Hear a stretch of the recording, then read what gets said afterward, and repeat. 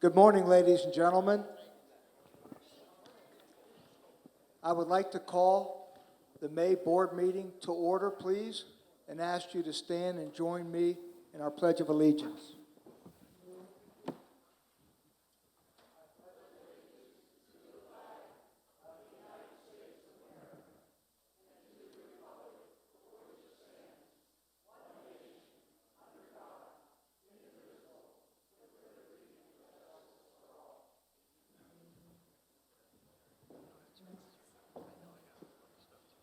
Thank you. I'm Matt Campick. I'm the president.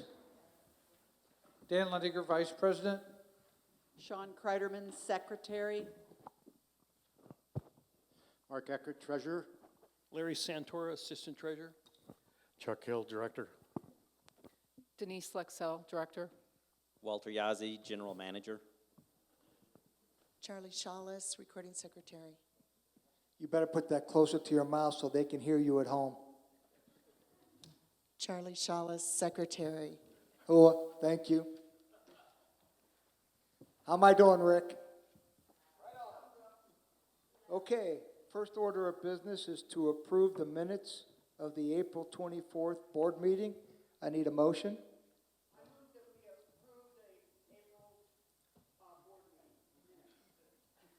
I need a second. I have a motion to approve the April board meeting minutes, and I have a second. Any conversation from the board?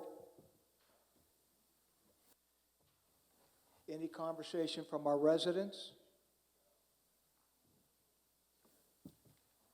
All in favor, please raise your hand and signify by saying aye.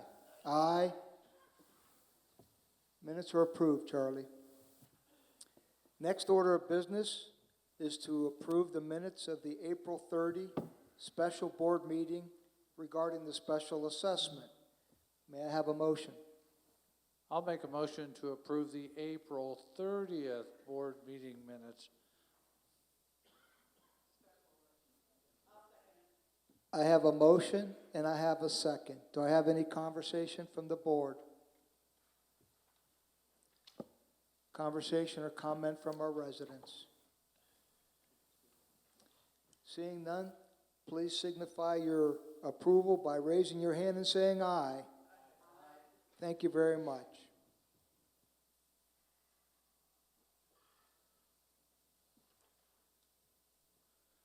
Our next, it's me. First slide, please, Rick. I owe you an update on the strategic plan. Goal number 2, next slide. Our mission statement, Saddlebrook HOA 2 offers an outstanding active adult lifestyle to our homeowners and guests by combining our majestic natural desert and mountain landscapes with a broad variety of amenities and activities, well-maintained facilities, and quality services. Next slide, Rick. In our vision statement, to be the premier active adult community of choice in southern Arizona. Next slide. And our values. Again, I put these in front of you. This is the community we all aspire to be a part of. And our values, the acronym RAISE: respect, accountability, integrity, service, and excellence. And that's what the board, all of our advisory committees, and our staff are committed to. Next slide. Next slide.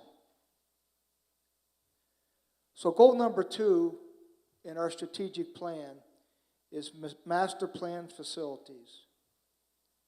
The definition: to have facilities that meet our goal of providing a relaxed, casual lifestyle for our residents and guests in a well-maintained, attractive environment. Protect, preserve, and grow the assets through comprehensive capital planning that addresses obligatory and aspirational improvements within a unified facilities master plan. We do not currently have a unified facilities master plan. Next slide. So I'm going to talk to you today about the first three objectives to that goal. And that was to analyze what's most important to membership through our survey data. We did that this past year. Create a facility planning committee. We've actually created a task force. I'll talk more about that in a minute. And develop a campus master plan with direction and facilitation from a professional. Next slide, please. So we chartered the facility master plan task force on May 21st. This past, actually is about 8 days ago. The focus of this task force is really only about the next 5 months.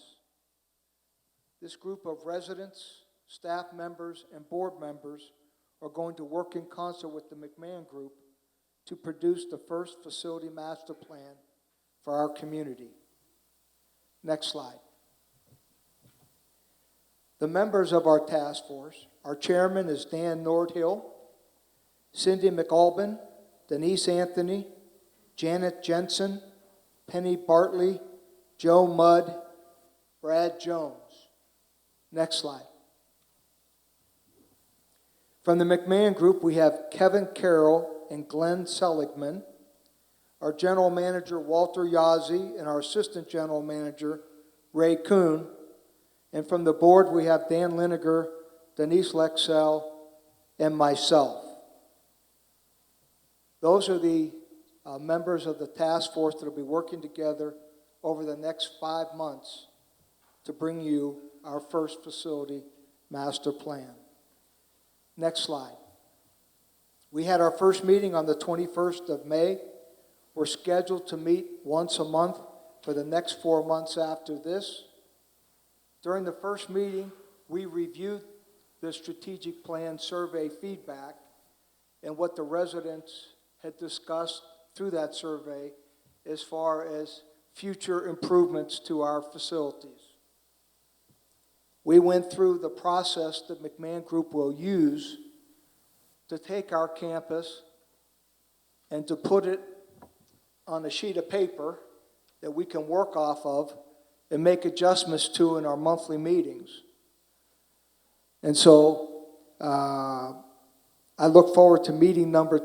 It'll be the first time that we'll have taken all of the architectural drawings provided by Walter and Ray to the McMahon Group and actually seeing it on paper to begin our conversations going forward.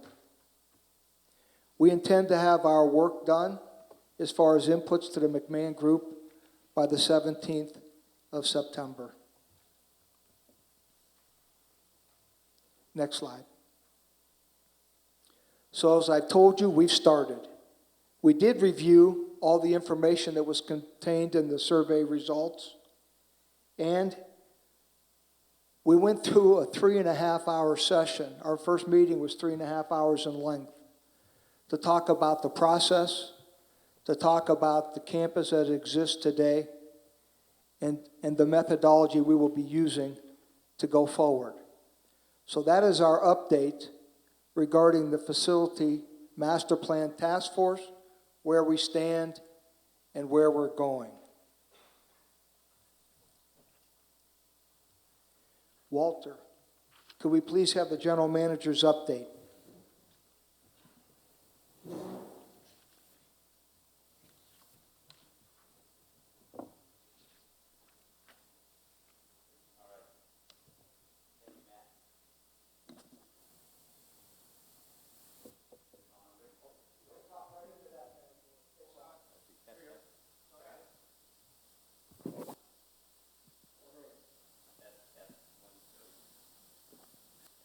Alrighty, so I'm going to get up here, Matt, because I'm on the hook for the next 3 presentations. So, it's the Walter Show right now. Ray is out on vacation visiting grandkids, and Michael Park has been sick the last couple days, so it's me. All right, so I'm just going to quickly go down. I don't have a slide right now, but I'm going to quickly go down just a quick update on what the staff has been up to over the past month. Accounting, of course, has been working hard on the audit. That's about to wrap up here, so anytime now. We're just waiting on the company to finish up a couple reports, and that audit should be finished. We're also, as a staff, starting to roll in to get ready for next year's budget, the 2025 budget. We're looking for the guidance, and we've already warned the staff that it's coming, and get ready for working on the budget. Food and beverage, we've got, I guess one of the big items that you may have seen in the community is food and beverage has these no-notice inspections from the county health office. And these things happen multiple times throughout the year. This last one, of course, no notice, they showed up and they gave all of our restaurants E, which means excellent. So good on food and beverage. They've got to be on their game all the time because you never know when the health inspector is going to show up. And again, they pulled off excellence in all the restaurants, the Brook, the Mountain View Bar and Grill, even the Lynx, even though we don't have people there, they've kept that nice and clean, and also the Preserve. So good on Alan and his team for keeping those restaurants in good shape and passing with an E. Another thing that you might be interested in, you probably have heard or seen, the new lunch menu at the Preserve. So if you haven't tried that out, visit the Preserve and see how you like their new lunch menu.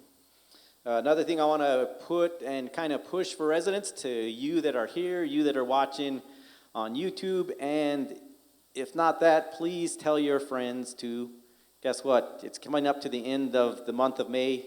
Get to the restaurants, use your birthday credit, okay?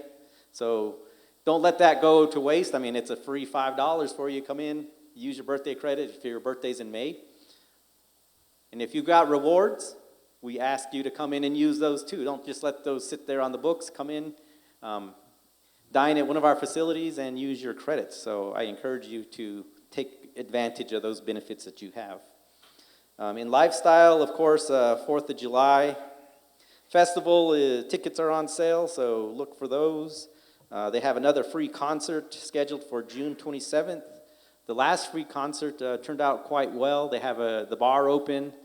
You can come, and there was people dancing. You just sit around the ballroom and visit with your friends, and it turned out to be really a good place to gather and just to visit as friends. So I encourage you all to put that on your calendars for June 27th. It's another free concert, but you can get some drinks or maybe eat at the restaurant and then come on over. So it's a good activity for you there in June. Golf. Of course, golf, they're working hard on working to get the front 9 open on the Mountain View Golf Course.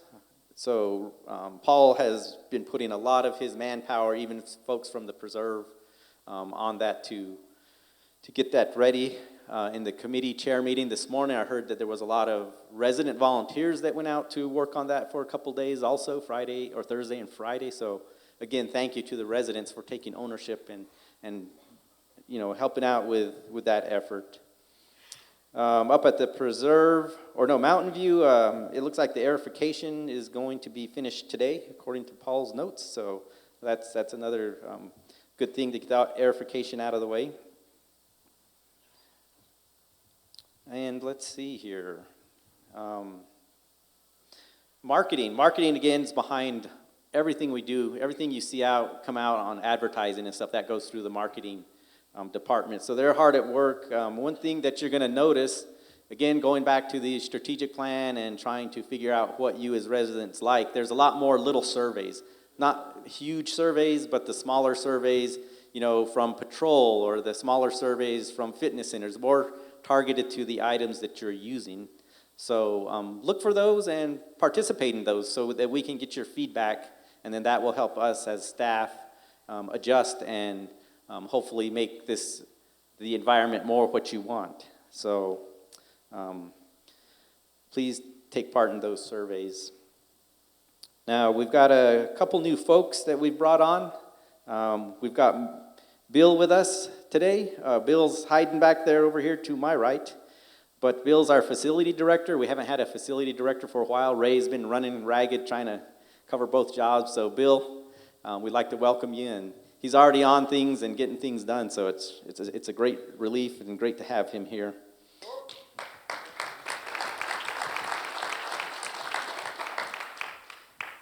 And in patrol, we brought on a new patrol person. His name's Robert. He likes to be called Bobby. But in patrol, we've been running without a sergeant for a while. So Dale, again, has been working hard, covering both jobs. He's brought on a sergeant now. So he's not here today, but I see Dale back there. But Dale, tell him that we've introduced him, and we look forward to seeing him out on the streets. Okay, so that finishes my update. Now I'm ready to go to the slides. Okay, so Michael's not here, so I'm going to quickly just go over some of his slides. So he's got his drainage team working hard on the drainage. Again, we have to prepare for the monsoon season, and there's miles of drainage out there. So he's working on drainage. You can see on the left where it's filled with silt, and on the right they've cleaned it out and put up some of those silt barriers. So he's working hard. Next slide. Level 4 and 5. Again, they're working hard with level 4 and 5. A lot of effort right now on the Mountain View golf course to make sure that that looks nice when we reopen that. So a little effort there. He submitted these slides, and he's got the before and after. And I'll have to tell Mike I don't see much difference, but but good on him, you know. So I'll just have to jab him a little bit about maybe he had the wrong slide there.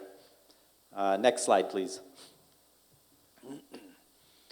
Now, as we clear things, Mike is spreading goodwill and flower seeds. So here's a couple pictures of the different wildflowers that the seeds that he's planting out there as he clears things. And so some of them have already started growing.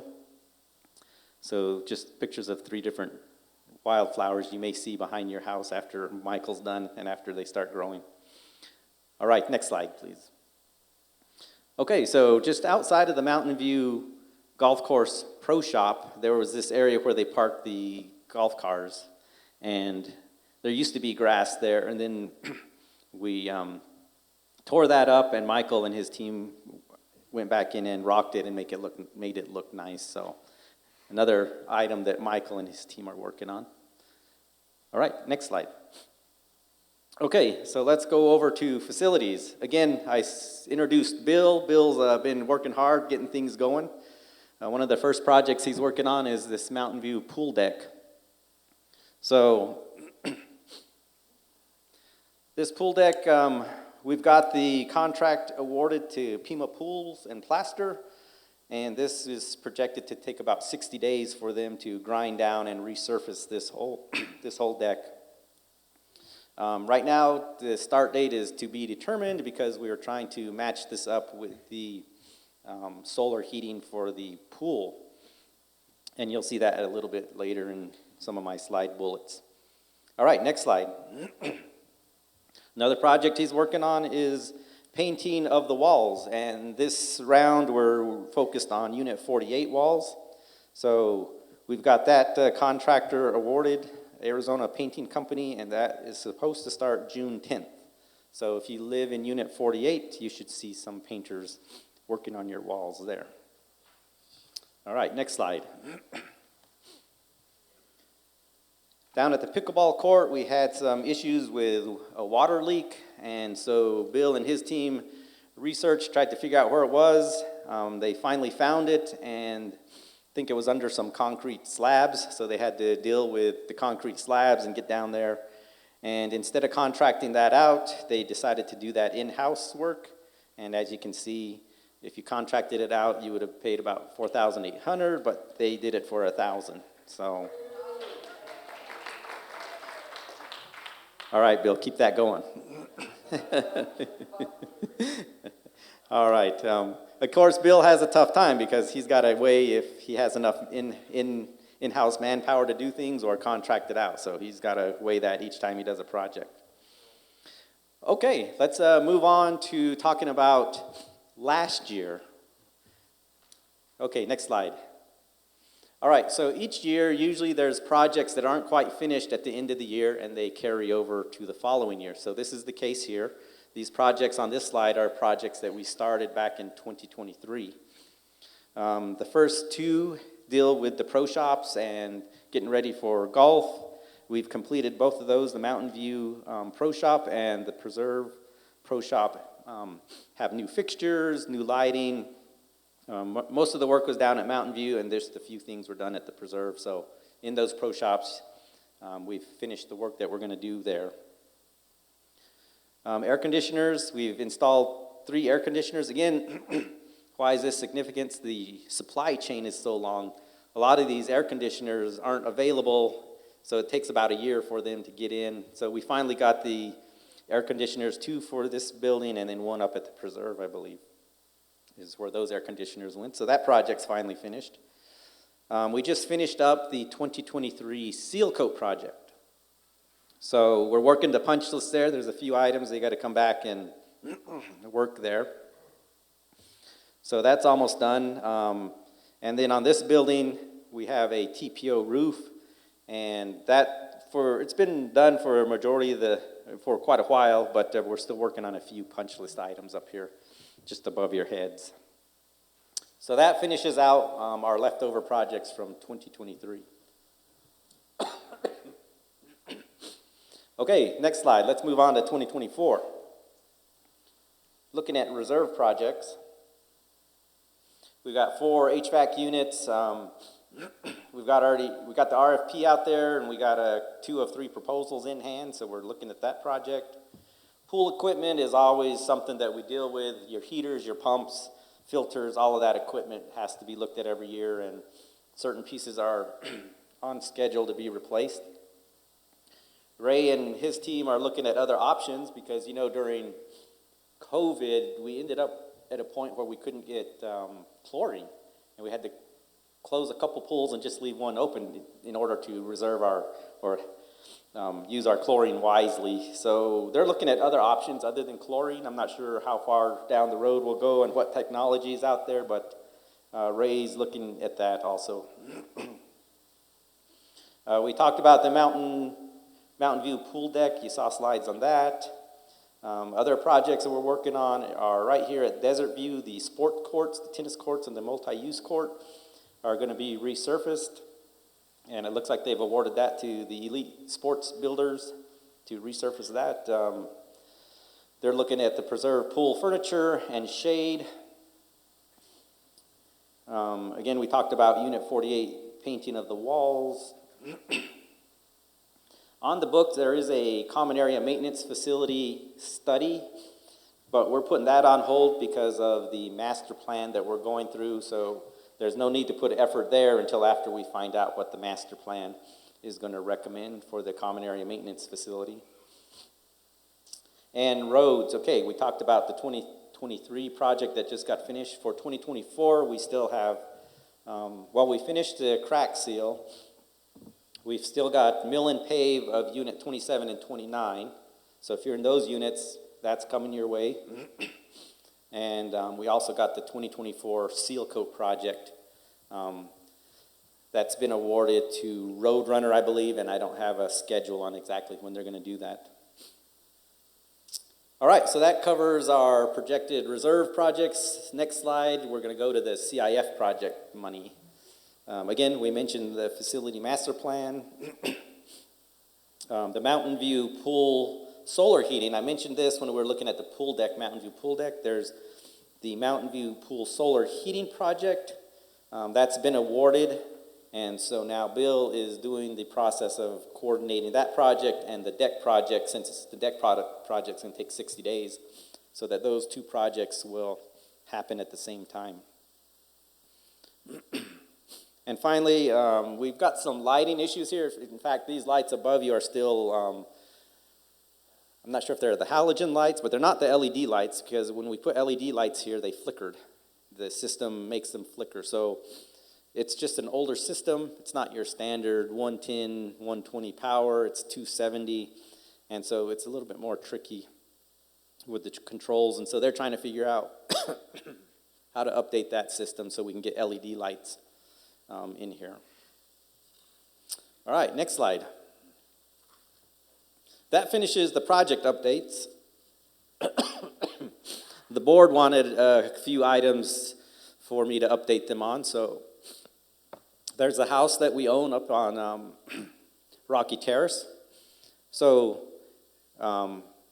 last board meeting, we got money approved to work on this project. So this is a picture from last Thursday or Wednesday. By Friday, they had finished that roof, so the roof is all completely redone, the underlayment and the flat roof on the back. And and they're also working on the landscaping. They started that this week also, so there's a lot of work going on the landscaping on this building. So that's where we're at right now. We're executing the funds that you approved to be spent on this house. All right, next slide. Another effort that's going on is the consultation with Real Foods Hospitality. So a quick update there. Let me just give you a quick rundown, kind of a real quick cap of what's going on. In January, we had a site visit from them. They came down and they looked at our restaurants, our facilities. In February, in one of these board meetings, we had Monica come back and she updated you on what they had found on their report. So if you don't remember that, you can go back and watch that meeting on February 28th and see what they had to say. And every month since then, every 2 weeks, we've been meeting with them, with the food and beverage staff, myself, Terry, Matt and Dan and Chuck. And so we've been going over with them our progress on how we're addressing the different issues and recommendations that they've given us in the report.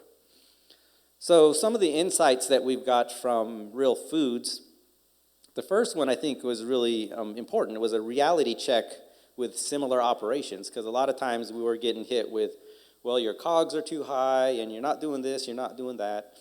But after we had consultation with Real Foods, they're like, you're pretty much in line with a similar club restaurant that the way you're operating, you're pretty much in line with that.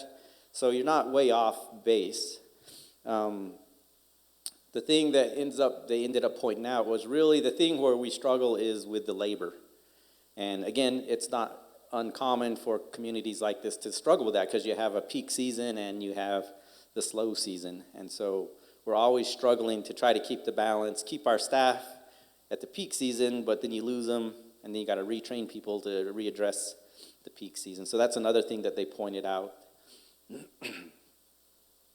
They also provided a lot of tools to track performance, predict performance. They gave us templates on different, how to run different meetings, templates that they had already built. So a lot of already built projections. They gave us these spreadsheets. So that was very useful from them also. They also talked with our marketing department to talk about marketing, to talk about menus, building menus. And so we've got advice from them on marketing. We also got advice, that we should take a survey. So many of you probably participated in a recent survey on the food and beverage. We were looking really more for when you like to come, operation hours, and what type of food you like. So that was the focus of that recent survey.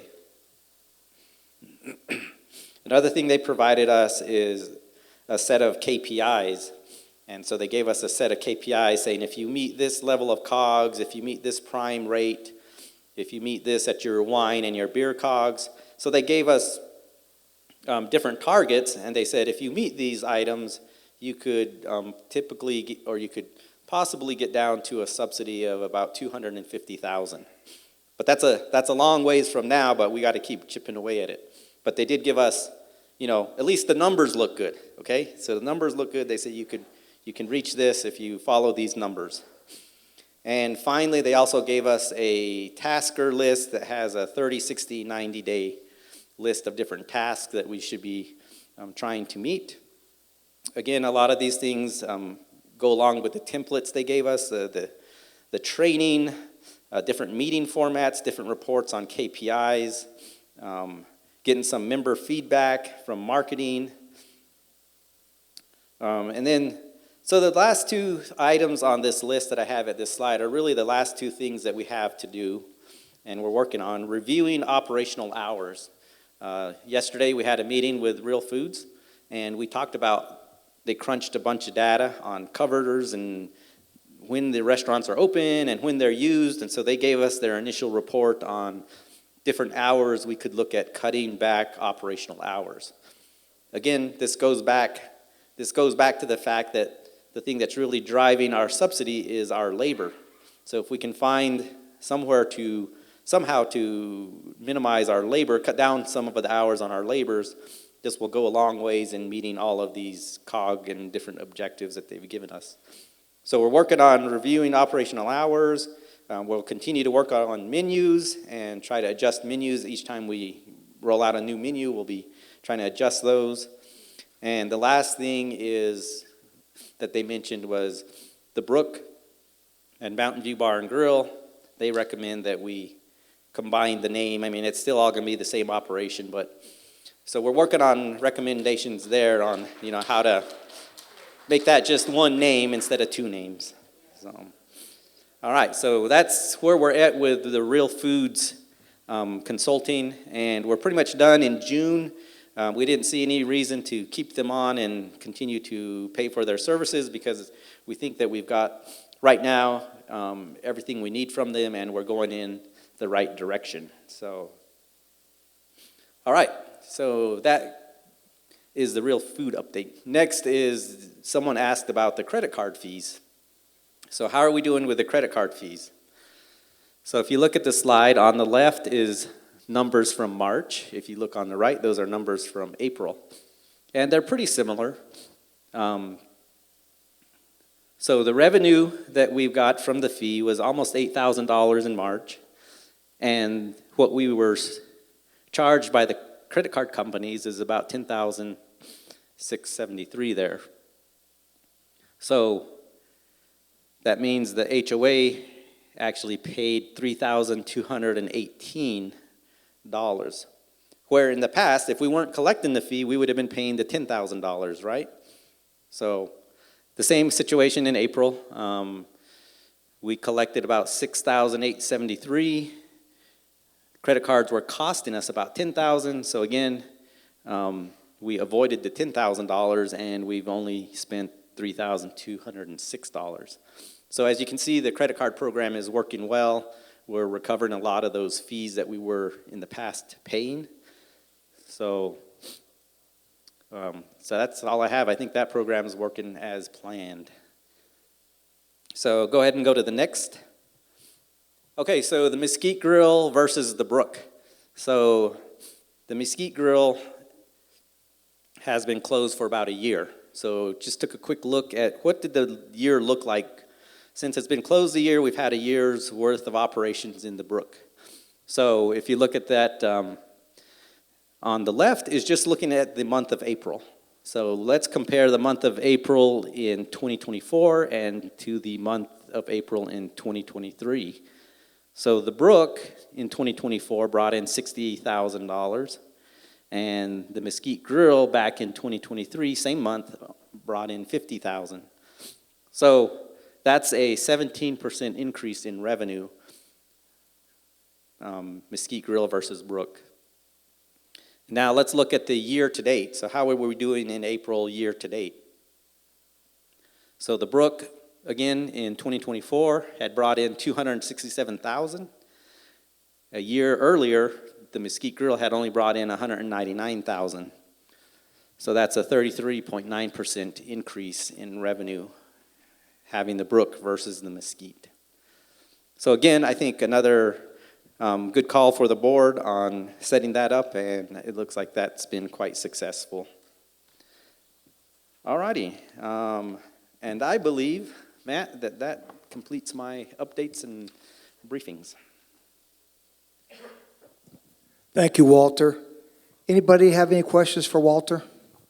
Yeah, Walter, on the pickleball water leak, how old were those pipes? Those pipes are not very old. Those were just when the pickleball courts were installed. So a few years old? No.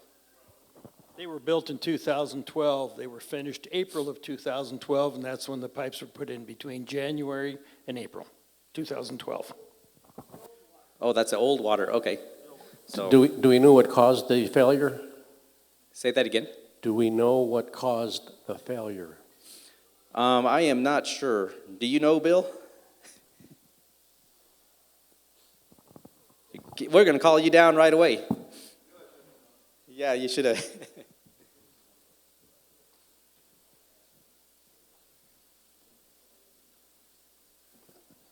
So, hello.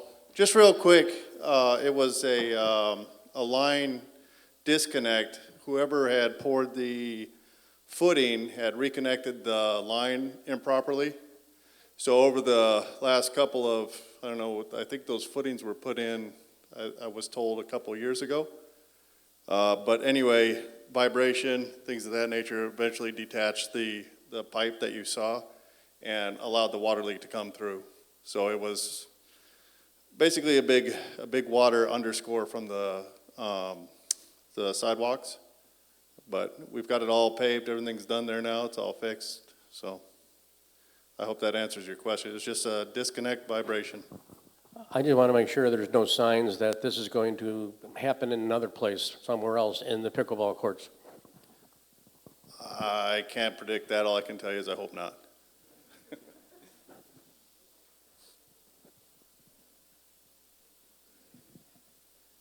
Thank you, Walter.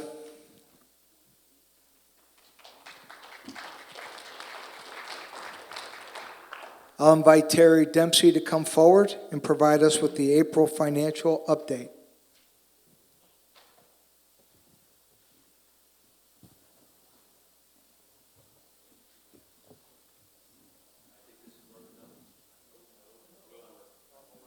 Thank you. All right, good morning. So we'll go ahead with the April financial update. The first slide, please. This is our cash slide.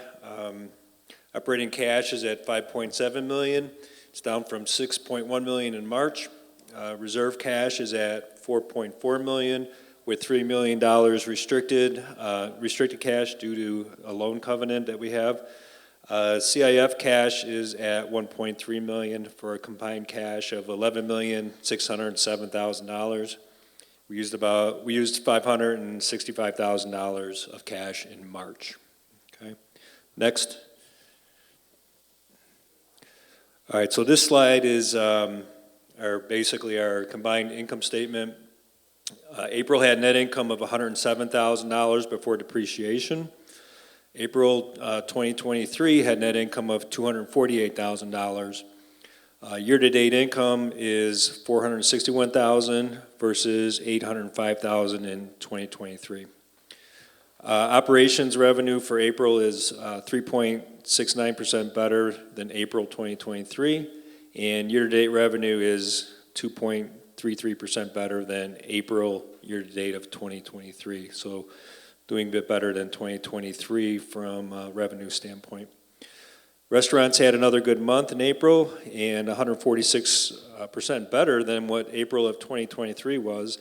And year-to-date, they are better than 2023 by 114%. Fitness is doing much better than 2023. Theater and lifestyle also show better results than in 2023, showing the efforts that they're making in those areas to control costs and do a better job. Golf is behind 2023 results, primarily due to the closure of the Mountain View Front 9, which is opening shortly. And operating expenses for April 2024 are at $503,000 and worse than 2023 by 15%.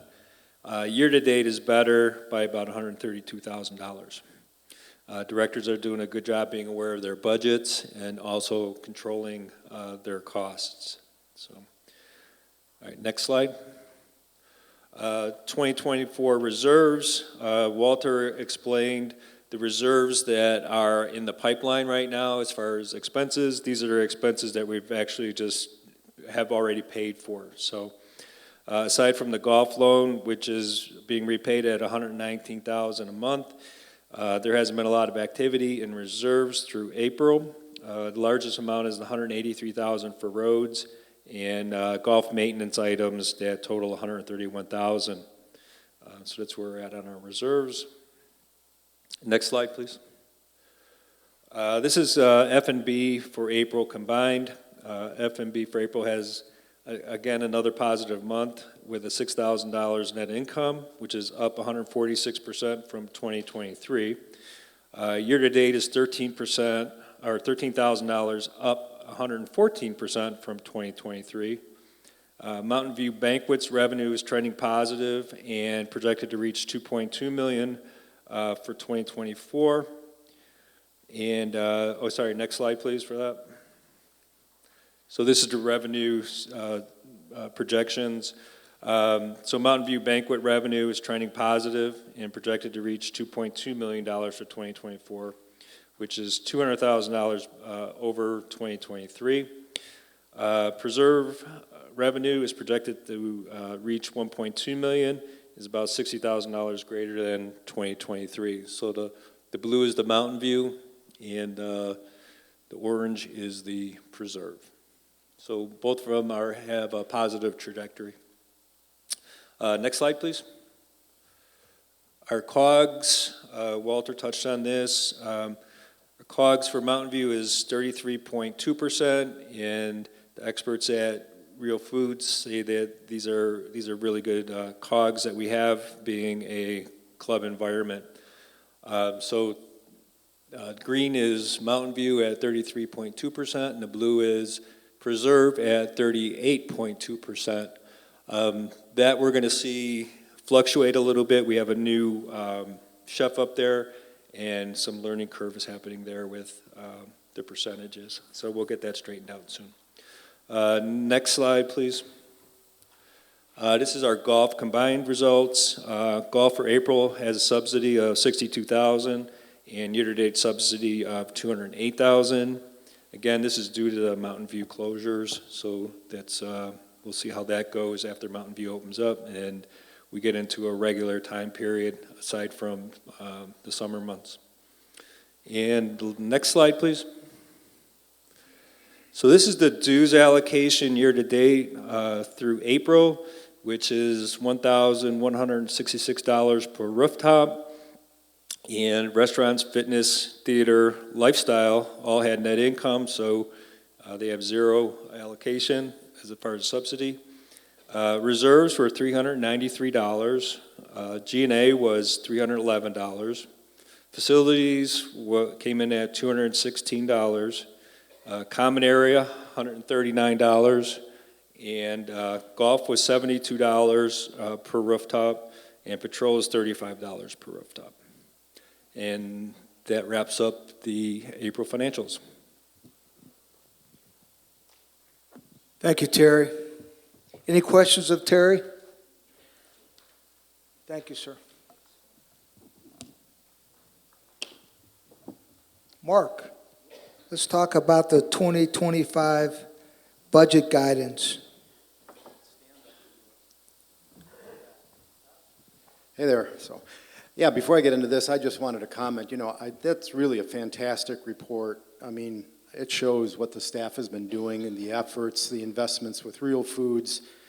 I mean, when I think about where we were a couple years ago on things, I mean, to see that we've got 3 of the amenities that actually had no net cost at all is just really amazing. So I hope everybody appreciates and really appreciate the support that all our residents are giving with our restaurants and the efforts Alan's making with the new menus and the quality improvements. So anyway, it doesn't go unnoticed, and I really appreciate the staff for all the work they've done. It's really a fantastic report. So thanks, Terry, for doing that. So anyway, my job as the treasurer is to put together the budget guidance, and to describe to you, the budget guidance is just a overall view of what we want to give to the staff to work on from a standpoint of guiding them, basically, as to what they should be trying to do when they put together the 2025 budget. So it's not real specific from a standpoint of specific goals, and I'll go through that a little bit, but that's what this is. So if we could go maybe to the first page. This is not real detailed, but I'm going to go through and cover it. So basically, the budget, the 2025 budget, includes not only next year's specific budget, it includes a 5-year plan that forecasts what we're going to try to meet in the next 5 years, and it also includes a 10-year projection. The 10-year projection is something that's relatively new.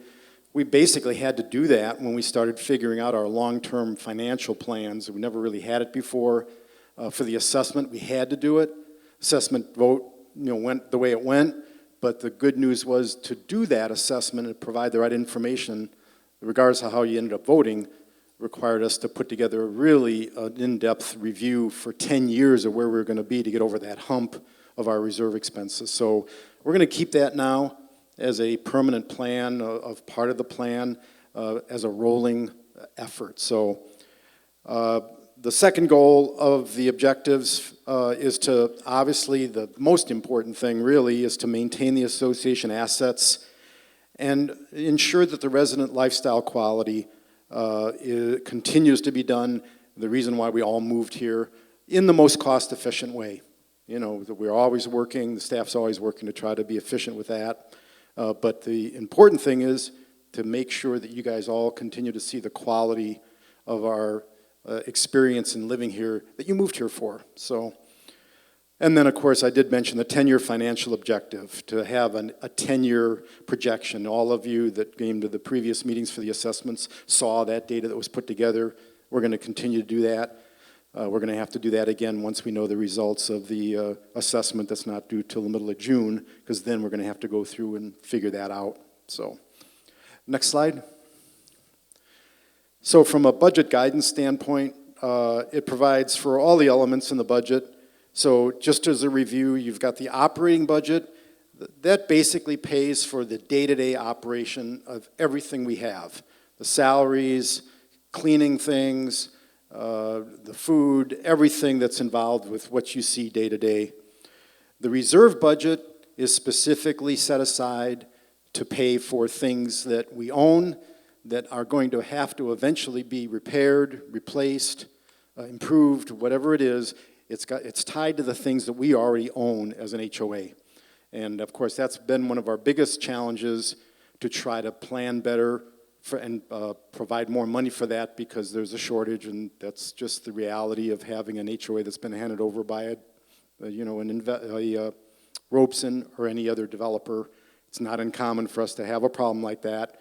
Pretty much every HOA ends up with that same problem. So developers aren't real anxious of keeping their dues so high that they have to put the right amount of money in for reserves. So we're faced with the status of having to fix that after we get handed over the HOA. So, and then the last is the capital budget. The capital budget is really for things having to do that we don't have today, that we need to have. And they can be both things that you guys see, that you probably answered in the survey. It's also got to do with things that are behind the envelope of what you see as a resident. Common area maintenance facility, which doesn't exist today.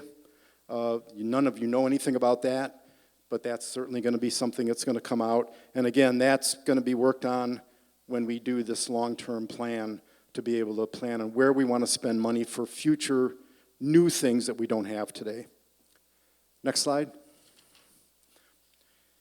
So the operating budget is basically what I described. It's basically what we live with day to day. Our dues pay for it. It covers a number of different things, basically everything that we see. But the main sections, of course, are obviously the budget's going to have to cover any kind of wage increases that are needed. We have a pretty large jump in minimum wage. It's starting January 1st in the state of Arizona. We have a fair number of minimum wage people. Not only does it affect when we have to give them raises come January 1st, but it also affects the people that were just above them that now are going to be paid below them. So it's kind of a domino effect, and it's just something that has to be handled from a budget standpoint. Manpower requirements, that's always something the staff is looking at. Do we need more manpower in certain areas? Can we get away with less manpower? It's always something that has to be analyzed.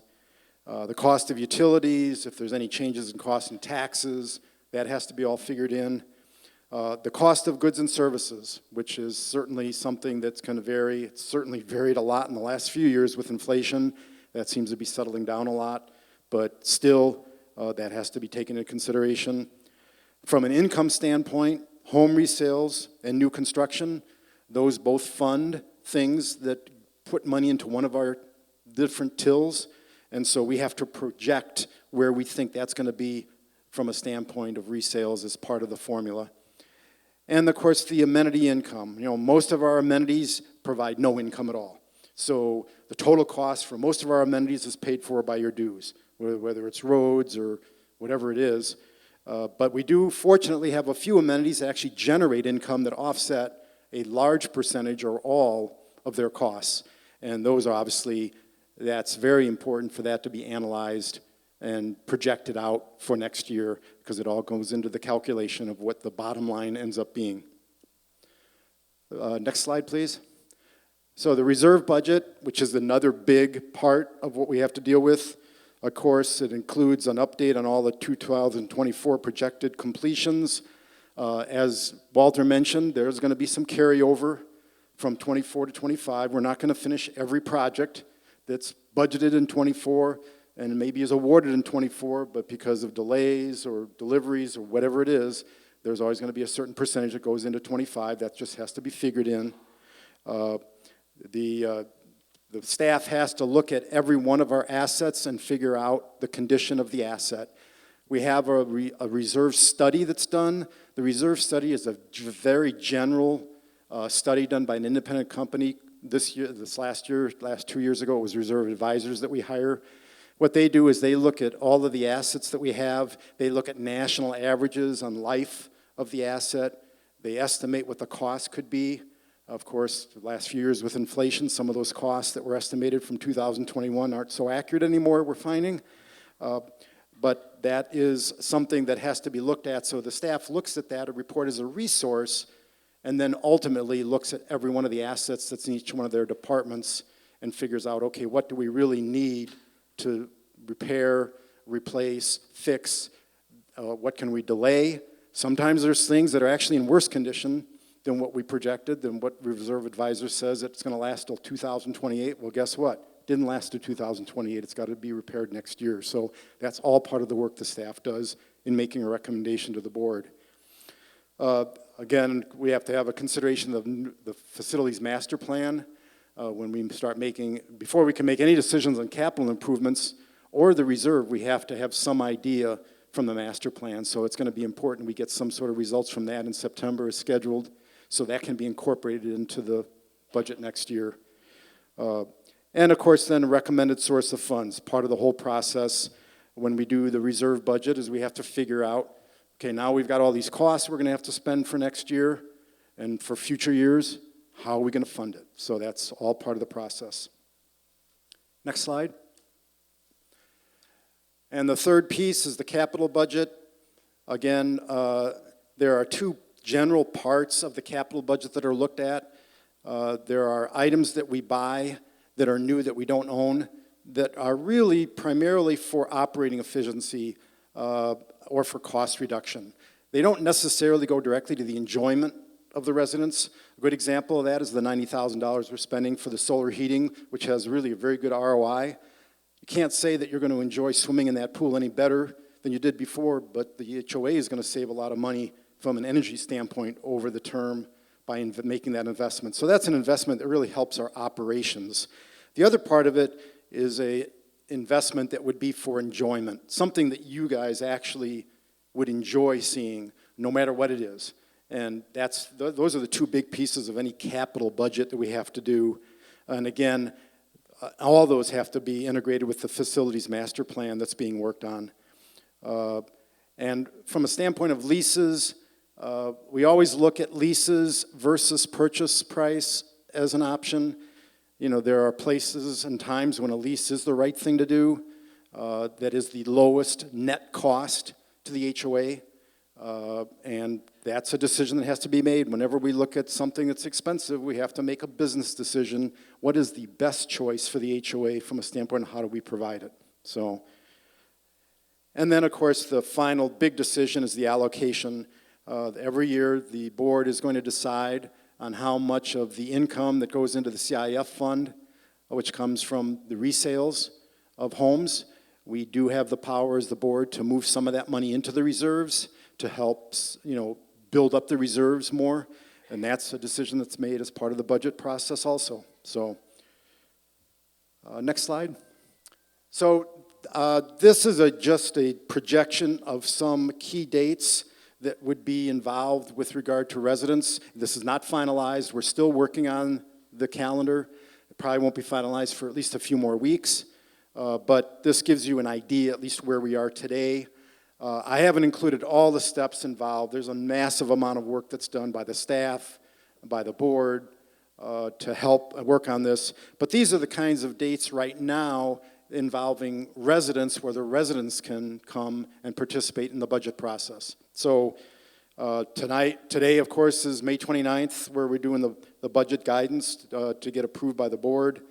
We've got a June 3rd date. That's where the forms are distributed to both the staff and to the residents and clubs. The residents and clubs, you have the option to put a request in for something you want to have money spent on. Okay, so there is a form that's going to be distributed. It'll be in emails and everything. You'll see that messages very shortly. You have about a month to figure it out. So if you're a club member and you have something that you'd love to see the HOA fund for something on your club, that's where you have the opportunity to fill that form in. If you're a resident and you just have something you think is a really important thing that should be done and funded, fill the form out, put it in. So that's what that form is for. It's going to be coming out very shortly, and you'll have to fill it out. Now, you have to include information that substantiates that it can't be just a raw wish. You have to have some information that, explains why you think it's a good idea, and obviously any cost comparisons are going to be beneficial. So then on July 1st, those forms are due back to the staff. On July 18th, you actually have a chance to present those, okay? So the staff has a chance to stand up and sell what they would like to the board of directors. And you as residents and clubs have the same opportunity on that date. So you don't have to do it, but if you feel strongly that it's going to benefit you in getting a win, a yes answer to your request, you have the opportunity to come in, stand up in front of the board, and say, I put this form in, and here's what it says, and here's why I think it's important. And then the board can ask questions. So, and then again, going through August, the staff and Troon present what they call a business summary. We used to call it a business plan, but that's a meeting where they stand up and they tell what they're planning on doing in their departments, what the challenges are, what their goals are, what they think the opportunities are, and so you have a chance to listen to that. Then in September is scheduled right now to have the first draft of the budget actually done. And then we go through some iterations. We have a second draft in October. November 20th is the date when the board is going to actually vote on the 2025 budget. And again, all of these dates these are all meetings. The dates may change a little bit before they're finalized, but these are all meetings that all of you have a chance to go to and participate in. So, and then of course on December 2nd, after it's all voted on, that's when the staff actually will have a chance, or is required to actually post the final budget that was approved on November 20th. So that's basically the outline of the process. As required, we have to actually have the board vote to approve this guidance so we can give it to the staff and have them start working on it. So I guess I'd like to request a motion to approve the budget guidance as it's been presented. I can make the move. Okay, I guess I will move that we will do it. Yes. I have a motion to approve the 2025 budget guidance as presented by Mark. Do I have a second? Larry has a second. Questions from the board?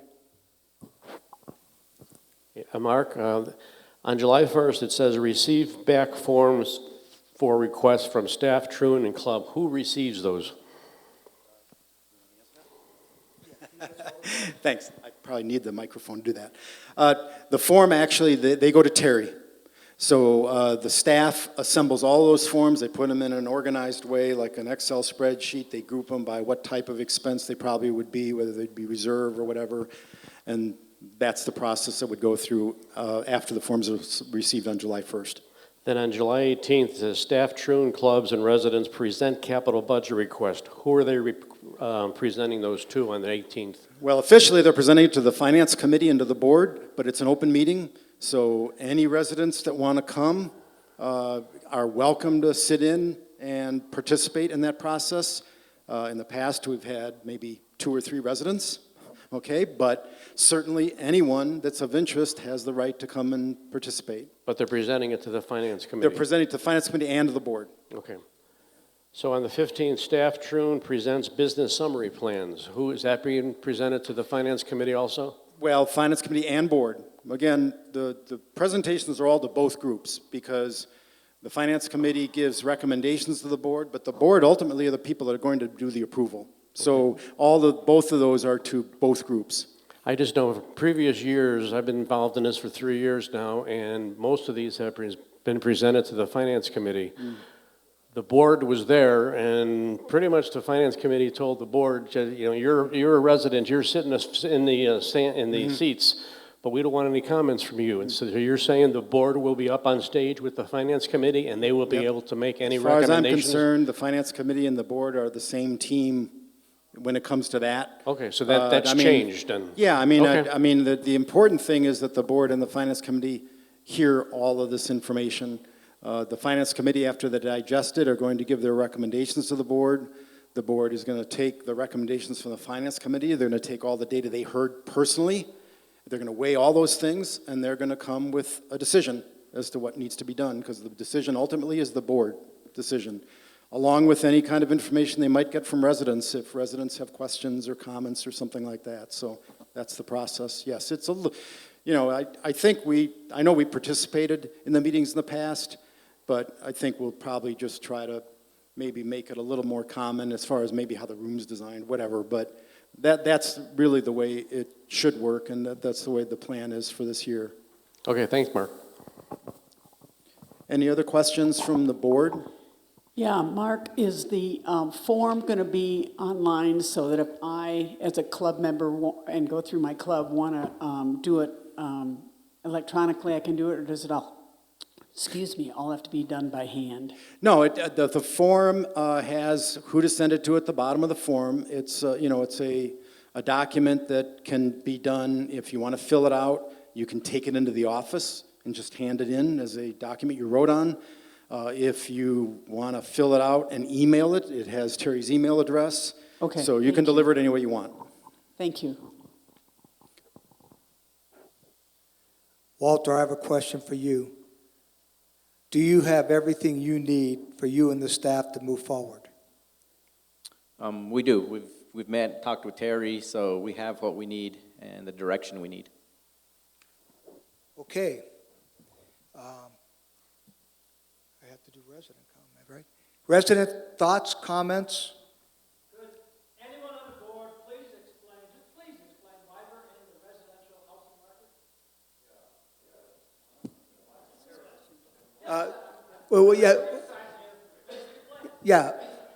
I'll be happy to take that question at the end. Right now, I'd like to focus our comments and questions on Mark's presentation and the motion that's before the board. Janine Grippo, Unit 49, Lot 109. Mark, on your presentation, when you defined reserves, you said repair, replace, and improvement. My experience over 30 years is repair and replace is maintenance, and maybe a minor improvement. But any major improvement, wouldn't that fall under capital and improvement? That is a gray area, and you're right, a major, and it's really defined. Now, the lawyer, our lawyer, basically says if you own it already, it's a reserve item. It makes no difference what change you make in it. Okay, that's his opinion. Now, some of the state statutes are very brief about that. Yeah, the state statutes are not clear. They don't define reserves, capital at all. It's really left up to the individual organization to define that. And I think that's something that a board just has to decide. You know, if out of the facility master plan, you look at it and you're going to have to see what comes out of it and how significant is the change, okay? And that's going to be a judgment call. There is nothing that's written that defines that specifically. It's really left up to each organization. Yeah, I found a website with some guidance Yeah. from a reserve study. But, and maybe not for this meeting, but maybe my next attendance at a finance committee meeting, if we could go over a little bit more of that, I'd appreciate it. Yeah, no problem. We'd happy to answer any questions I can. Any questions I'm able to answer. I can give opinions. Those are free. You know, correct opinions may cost, but.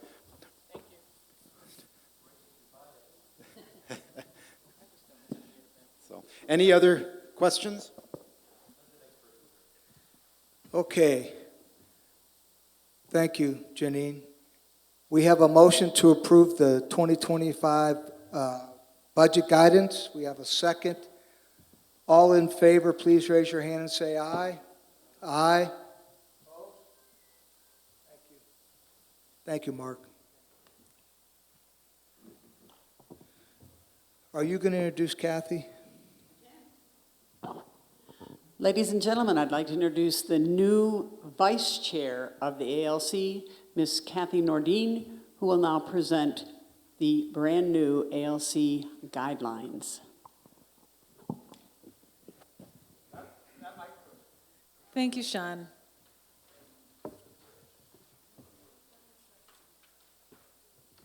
As Sean said, I'm Kathy Nordine, the Vice Chair of the Architectural and Landscape Committee. I'm pleased to be here today to highlight a few of our revised ALC guidelines. This effort has taken most of the last year. We spent time researching and reviewing HOA 1 requirements. We consulted with the master gardeners. We worked with other entities of our HOA and researched other HOA regulations in the Tucson area. Next slide. Okay. The first effort we embarked on was reorganization. We changed the text to a cleaner, more compact text format. We made the document easier to read and understand by moving the text and content around. We omitted duplicate information with several appendices that contained irrelevant information. This effort resulted in a shorter document. We had 96 pages. We are proposing 60. We reviewed HOA 1 guidelines, looking for areas we could change to make our guidelines more consistent. This resulted in removing some of the permanent requirements. In a cooperative effort called Bridge the Gap, some of the previous ALC responsibilities were moved to the rules and regulations. Pet activities, temporary signs, the dumpsters and pods, and the materials in the street.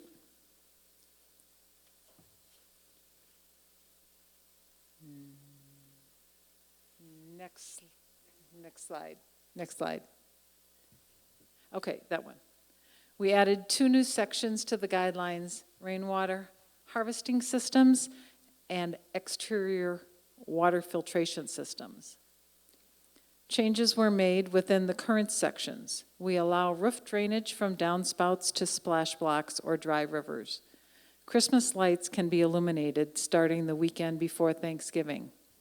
Bug lights and zappers limited to 2, consistent with HOA 1 rules. Unpainted satellite dishes are allowed, and fixed shutters allowed with review and approval of the design and locations. Next slide. Paint colors between some of the architectural items were made consistent. Some of these are doors, patio enclosures, screen doors, and sunshades. Paint colors were made more consistent between HOA 1 and HOA 2. We updated house and trim colors, and the offered results in removal of 17 paint colors not used or with very limited use, the addition of 22 paint colors, and allow the home to repainted its current color by variance. The color palette combinations remain the same for the preserve. A color board with the updated colors will be on display at the administration office. Guideline rules always apply, but for some items, no permit will be needed. Some examples are grass in the backyards, real or artificial, mailboxes, patios on side or backyards, roof tile replacement with same, flat roof coatings, and like-for-like window replacements. We adjusted the fines and the timetables and added a table for clarification.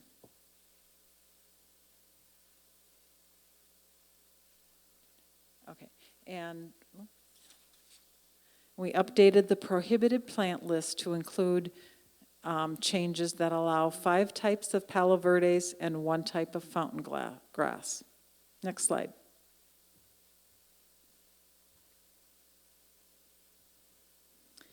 The quality of this revised document is due mostly to the dedicated work of our former chair, Bobby Freer. I would like to also thank Justin Bright Sandroff in our marketing department for taking all of our markups and putting them into a reasonable document. So if you could please join me in giving them a round of applause for their hard work.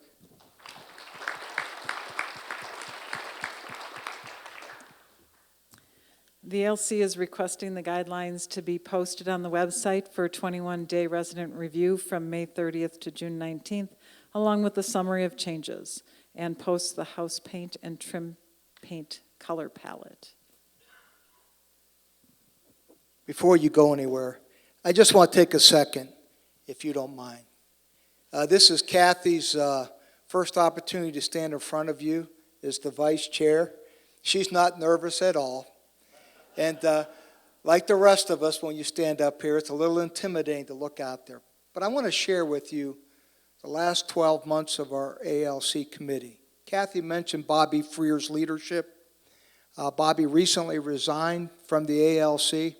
A year ago, we had 5 members on this very important committee. And today we have 13. And that says an awful lot about you all and your willingness to maintain this magnificent community we have. Think about the first house was built 29 years ago and how great these properties still look today. That wouldn't be the case without a functioning ALC. So welcome to the team. Thank you for your leadership. And now I'll let Sean do her job. Aren't you making a motion? Okay, well, she already did that. She said we were going to ask, were you going to make a motion to me? Okay. All right, Kathy, you can do Sean's job for it. It's all right.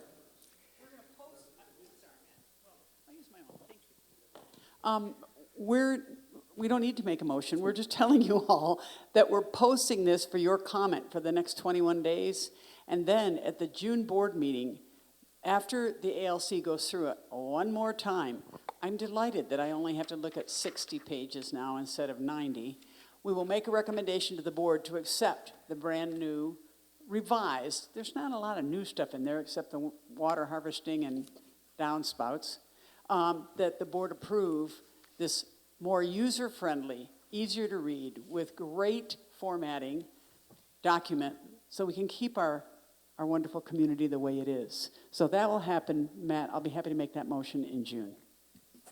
Thank you for that clarification, but I really appreciate how well you articulated what we're trying to accomplish. Thank you. Usually I can.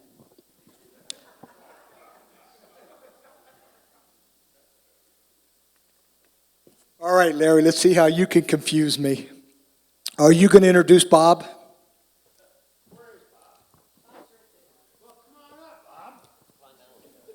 Oh, come on down. Oh, I have one right here. So Bob's going to make a presentation on the new cornhole people. I think most of us are part of that already, aren't we?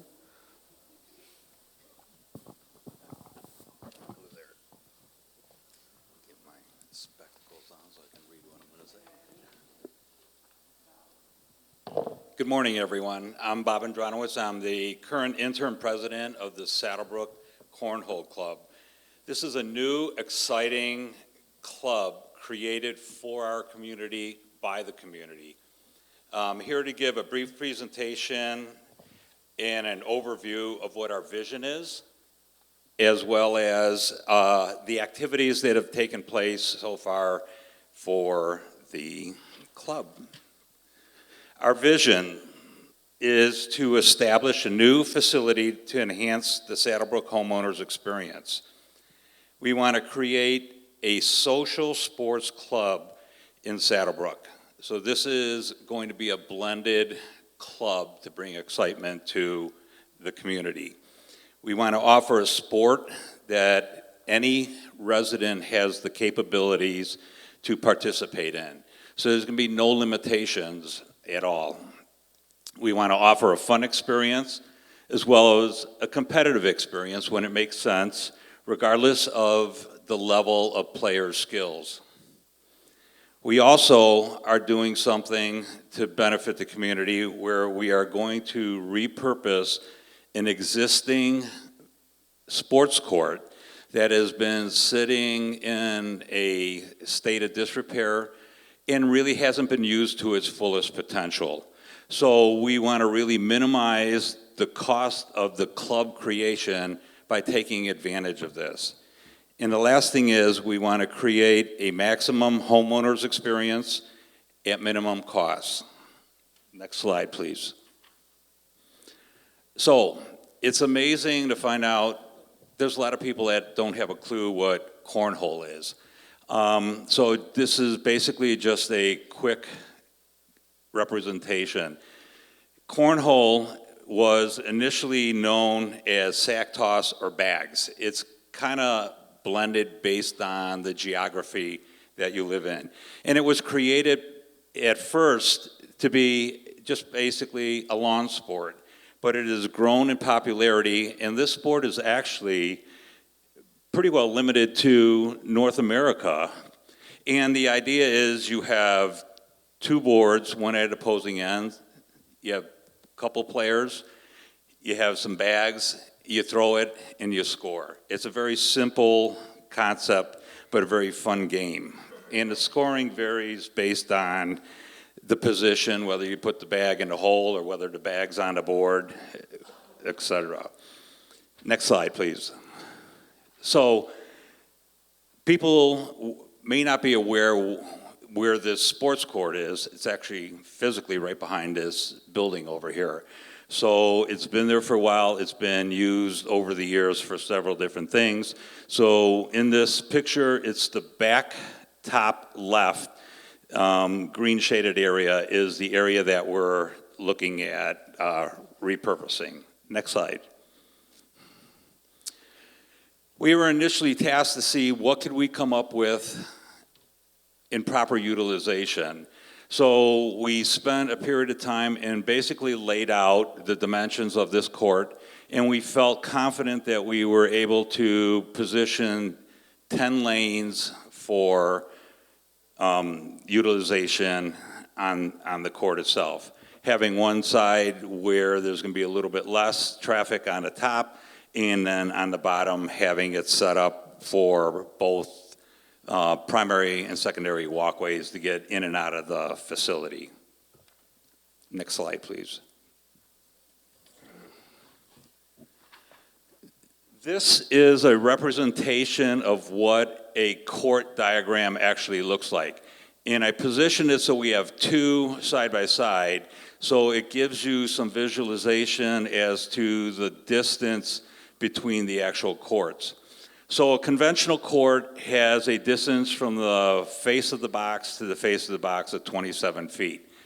We are also going to put in secondary distances at 24 feet and at 21 feet. So this is taking into account possibly as we all age a little bit, we may not have the strength, nor if we have shoulder injuries, we may not have the strength for that. So we're going to accommodate everybody to make it fun and enjoyable. 21 feet actually is an official line distance for amateur sports, for the youth. So we're keeping consistent with that. The problem we ran into was picking proper distance between the lanes. Typically, a court is laid out where there could be anywhere from 12 to 20 feet of distance between the two lanes. That just didn't make sense here. We would just end up with 4 or 5 courts. So we decided after standing and practicing that 4 feet between lanes is more than sufficient. You won't be bumping into someone on each side, or if you had a righty and a lefty, you still had room to go. So this is how we came about optimizing the number of lanes that are there. Next slide. We also were tasked with figuring out what would this cost to implement for the community. And we felt that we trimmed things down to the minimum that we felt were necessary, and the bottom line is it came to just about $30,000 for us to implement this. Next slide, please. So, in the very first slide, you saw a cornhole board being actually wood, and those are lightweight. They're probably not as durable in a competitive situation where you're going to have a lot of people using them. So there is a cornhole board box that is available that we are looking at, and this is what we have chosen. So what this ends up doing is it's a concrete box, and it's going to serve 2 purposes. Purpose number 1 is reduction of noise. If you have a standard wood box, you hear the banging of the bag every time it hits it. When you go to a concrete, that noise is eliminated. So we're taking into consideration the residents in the area and in trying to make this as noise friendly as possible. The second thing is our concern is, as with anything else, theft. These boxes weigh 600 pounds apiece. So if somebody wants them that bad, they can have them. But for the average thief out there, I don't think they're going to make a concerted effort to steal these boxes. Next slide.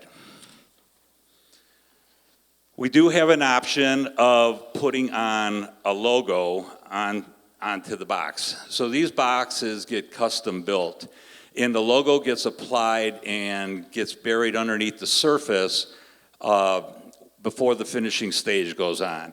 So this is an area that we are still discussing the pros and cons of actually applying a logo to the boxes. But I just wanted to show what the capabilities are that we have to get from a manufacturer. Next slide.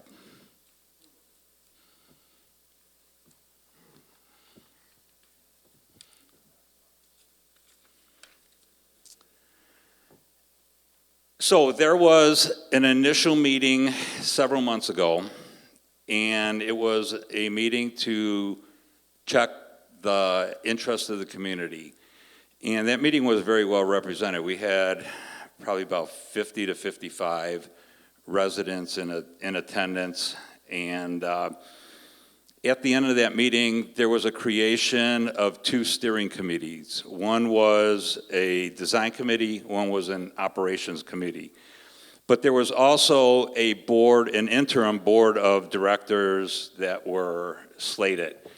Myself is the president, Doug Springer is the vice president, Patty Pies was the secretary, and Mark Irwin is the treasurer. Next slide, please.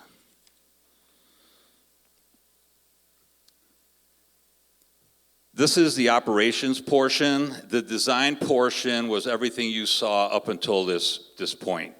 So now the operations group came up with a name, Saddlebrook Cornhole Club, SBCC for short. They decided to come up with club colors, yellow, red, and turquoise. More importantly, they decided on an annual membership fee. What made sense to charge a resident for participation in a club? And they decided that $25 kind of fit the bill of what everything else of equivalence was taking place here in Saddlebrook. So once that was all done, they created a club membership form. That form has been freely distributed through the community. It's available upon email request. We actually have forms here today. If there's interest, see us at the end of the meeting, and we'd be glad to hand those out.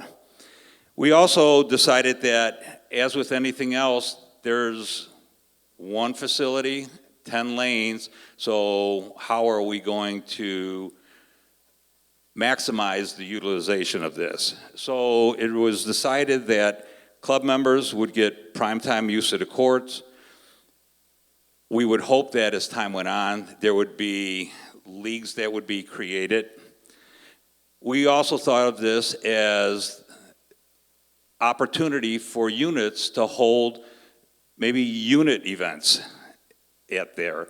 And the last thing is, we were going to definitely make sure that there would be open drop-in times, so those residents that choose not to maybe immediately become club members can come, try out for several times. We hope to hook them and then make them additional club members. Next slide.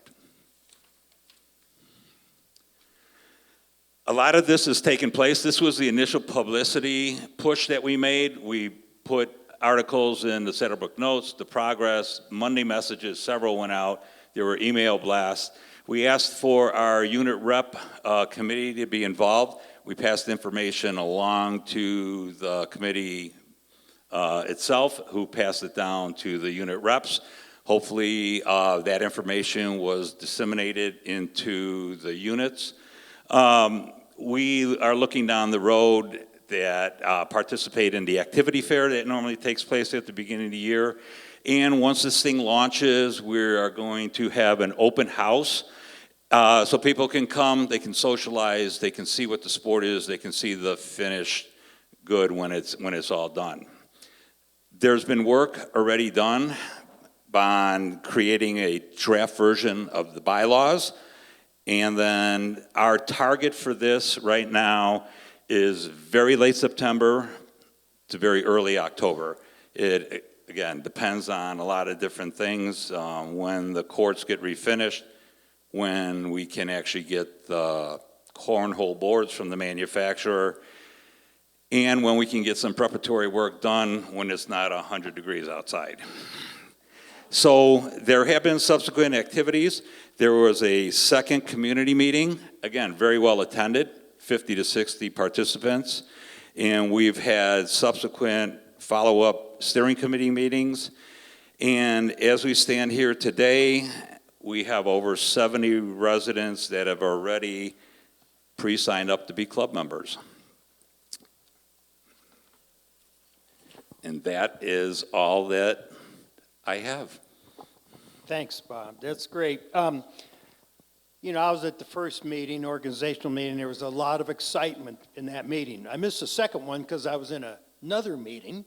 So I just want everyone here, if you don't know anything about cornhole, you need to check it out, because it's something that almost anyone in any physical condition can have fun at. I have to hang on to a walker to do it, but you still have fun at it.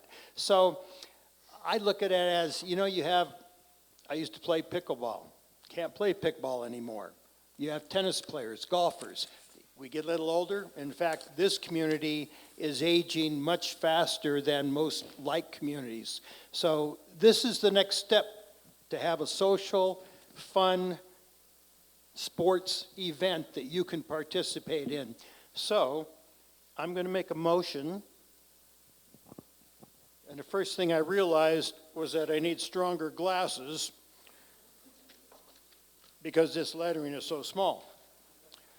It says, to make cornhole a new recognized social sport and allow them to work with the appropriate staff to repurpose the old multi-sport courts and to complete them into cornhole courts.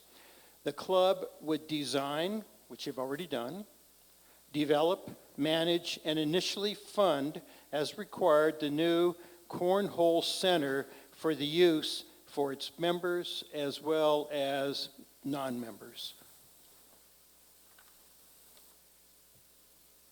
That's the motion. I got the motion, Larry. I got to ask Walter a question first. Walter, have you had time to staff this? So right now, what we've done is we have in the reserve, the resurfacing of the courts is already in the reserve. So this will take care of resurfacing the courts because we've got to do that anyway. And then other than that, there's no other staff, as far as I can tell, that needs to work on this. So I saw in the drawing, we're going to eliminate both basketball hoops. They're going to move the basketball hoop. They're what? Doug had it set up to move the basketball hoop so it could be right outside the courts. Yeah, I guess what I'm looking here from Walter, I'm looking for the comprehensive, I'm not going to ask the board to vote on something that you have not vetted, so you can stand in front of us and say, so what I'm asking here, has all the I's been dotted and T's been crossed, to look at the current purposing of that facility, and then the impacts of what Bob has presented here today. Has all that been weighed and measured? Okay, so I'm going to say I would like another look at this to see exactly how it's configured. Okay. So, yeah, probably a little bit more time for us to I'd get our like us ducks in to a have row. more detail as well. The questions I have in my mind are, what's the purpose of the facility as it exists today? I realize that as we're aging, we're much more apt to play cornhole than we are basketball. But I want to make sure that all those I's are dotted and T's are crossed, because to do this, we're taking something away, or we're not taking something away. But I need to know what those somethings might be. Matt, as far as the basketball court's concerned, maybe you and Dan and Mark will play full court basketball, but the majority of people you wouldn't? I'll take your name off the list. The majority of people, and all I've seen when the basketball hoops, when I'm there and I'm swimming or I'm enjoying the patio, it's our grandkids coming and just shooting hoops. So there will be, the basketball basket and stand will remain. It's just going to be removed so kids can come and shoot hoops. It's just not going to have a full court basketball anymore. The full court will not be there. So that's what I know about basketball. Okay. Doug, what do you want to say? Yeah, can I address the issue? We built this court in 2012. It's been there for a long time. And once pickleball was deserted from it after a week and a half of play, 90% of the usage of that court became defunct. Basketball played for about another 4 or 5 years, never played full court, never have seen a full court game on there. We played half court basketball. The numbers went from 12 to 10 to 8 to nobody.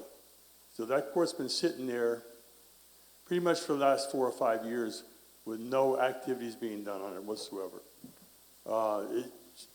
You're right. Teenagers or kids would come in and shoot some hoops when they're here for vacation or whatever. That basket's, we just got the new stands in, will be replaced. There'll be a basket in the parking lot over here, something like what HOA 1 has, but it will be in a better spot than HOA 1 so the kids don't get run over. And the other basket will be moved up to the preserve so there will be a place for those people to play. Yeah, those are all the pieces the board doesn't have. Yes. Okay, those are all the pieces I want us to have so we can do our job. I'm an advocate of this. I just want all the I's dotted and T's crossed. One other item is that it's the club that is going to line everything out and paint the lines and get it ready, and when the items come in, they're going to be installing them, so we will really not need staff time to speak of. I mean, it might be very little, but very little staff time would be required. You know, it's going to be just like when pickleball started. The pickleball club did everything. I mean, everything, okay? And funded everything. So this is starting the same way, and we're taking a facility that was ripped out of pickleball, and we're making it into something that I can see 800 to 1,000 members in a year or two. So Oh, no, 800. I'm 100% behind the initiative. I just got to make sure I speak to all the residents and that all of the considerations have been weighed. That's all I'm asking for. I have just one question, and I think you just answered it. So basically, your approach is going to be basically the same as the pickleball. In other words, you're going to fund the initial construction of the courts, short of resurfacing, which we've already got, and the painting. But then from a maintenance standpoint, it's just going to be an HOA amenity that the HOA would maintain, same as the pickleball courts, the way it was originally done.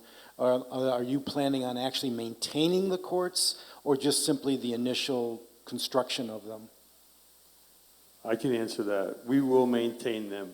Okay, so if you're going to maintain them, then you need to work with Liz on a license agreement, because that is the definition of a license agreement. So that's something to be determined, but that really needs to be done with the staff and with Lifestyle. It's got nothing to do with the board. The board doesn't control clubs. Let me ask the question. What does that mean? We'll maintain them? Well, that's something for the staff and Liz and Walter and them to figure out. Other than, all I can say is that the fundamental difference between a club that doesn't have a license agreement and one that does have a license agreement, like the dog park and the softball, is the license agreement requires the club to fully maintain and fund the maintenance of the facility, of the HOA-owned asset. So if that is the plan, and this is something to be worked out with the staff, the only board decision is if we're willing to repurpose it. And once the board has done creation of the club, that's with Liz and with Walter. All of that is part of the club policy that would be done between the staff and the club getting approved as a member club, then as a registered club, and the hours, all that is done between the staff and lifestyle department and the club. The board's not involved in any of that. We basically are dealing with the repurposing part of it. So I just wanted to make sure of that. Mark, Yeah. let me just, we want one more look at this. Now that I'm hearing all this discussion, I want one more look at this. We'll discuss, how much manpower, and we'll discuss the agreement on who maintains things. And I'm going to follow kind of how other clubs operate right now. Yeah, the only thing that we're asking is that we be able to work with Ray or Walter or Bill to make sure that this happens. And we're willing to do the lines and do all that stuff, okay?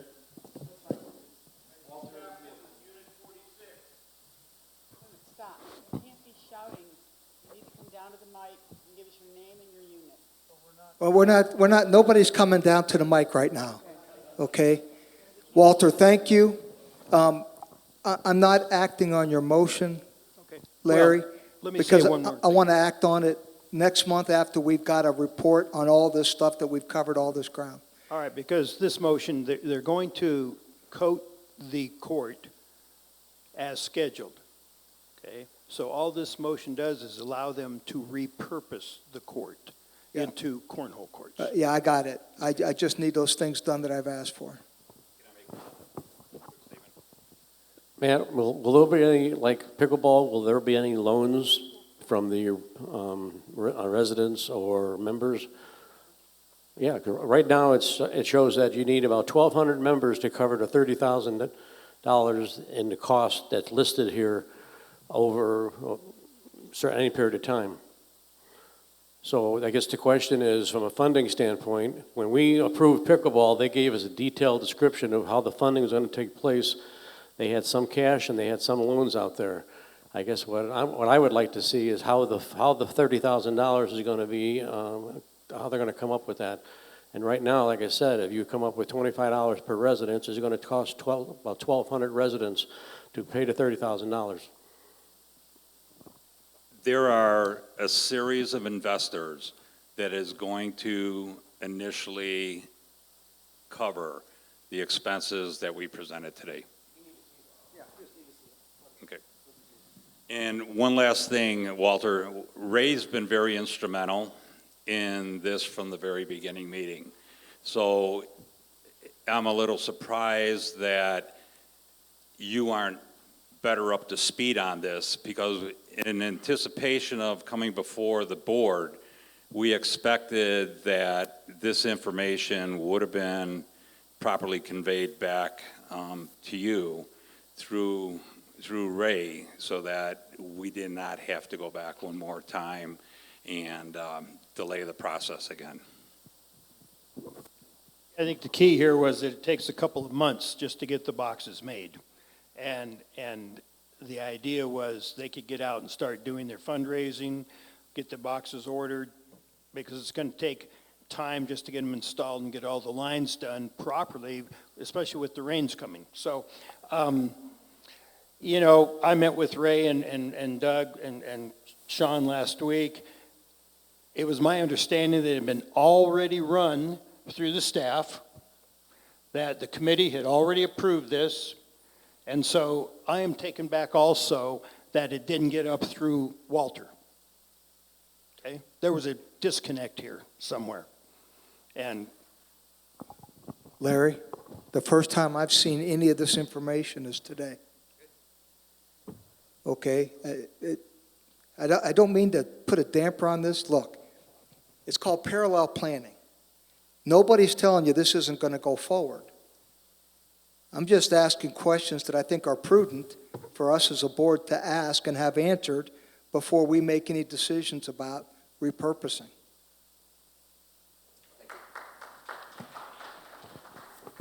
Bob, thanks for that. That was an excellent presentation, by the way. Ray. Wait a second. Due to the hour, can we push this to next month without causing you much grief? Well, I would like your permission to do that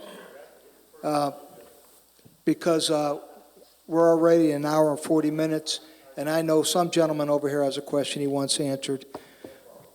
So I appreciate your cooperating with me there. Cash? I've asked Cash to give us an update on the special assessment election that's ongoing. Good morning. First slide, please. Next, there you go. Really excited as the election committee on the number of votes that have already been taken.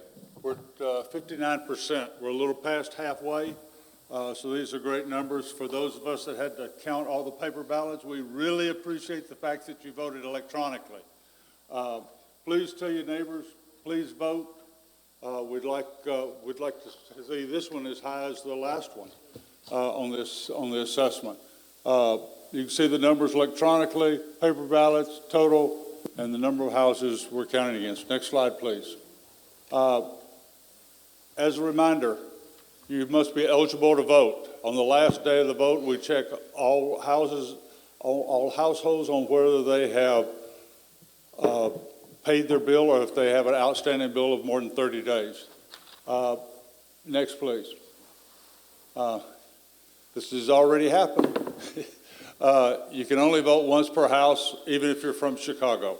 So you need to you need to talk to your spouse. If your spouse is voting electronically and you bring a paper ballot up, or vice versa, or both of you decide to vote on different days, it's not going to count. So one vote per household. Next, please. We'll have a meeting on the 13th of June at 2 o'clock. Matt will start it. He'll turn it over to Mike, the chair of our committee. Then we'll start counting the ballots. Next, please. What happens that day? Patrol brings the ballots down from the office. They've been locked up every night. They'll be given to the admin staff. There'll be 3 ladies there. They'll start. They open the envelope. They take a paper cutter and cut the yes or no off. The rest of it goes back in that envelope. And what comes to the 3 residents to count is just the yes or no part. So we never see your name. We never see your unit. We never see any information about you, just yes or no. Those envelopes with the votes in them are kept for 30 days afterwards. And we, at the end of the count, we inform the board and we'll send out a message whether it's, what the count was, yeses, counts, noes, and whether it passed. Next, please. Sorry, I was one behind. Should be straightforward. We've got a few homes that have closed since the last vote, so it should be fairly easy for the residents. If you haven't voted, please vote. Vote electronically if you can, and encourage your neighbors to do that. Thank you. Thanks, Cash. Upcoming events for your schedules. The 13th of June is the special assessment special meeting. Will be convened in this room. And then on 26th June is our next board meeting. Also will be convened in this room. With that, I will adjourn the board business meeting and open it up to your questions or comments. You have to come up to the mic. You have to give us your name and your unit and ask your question.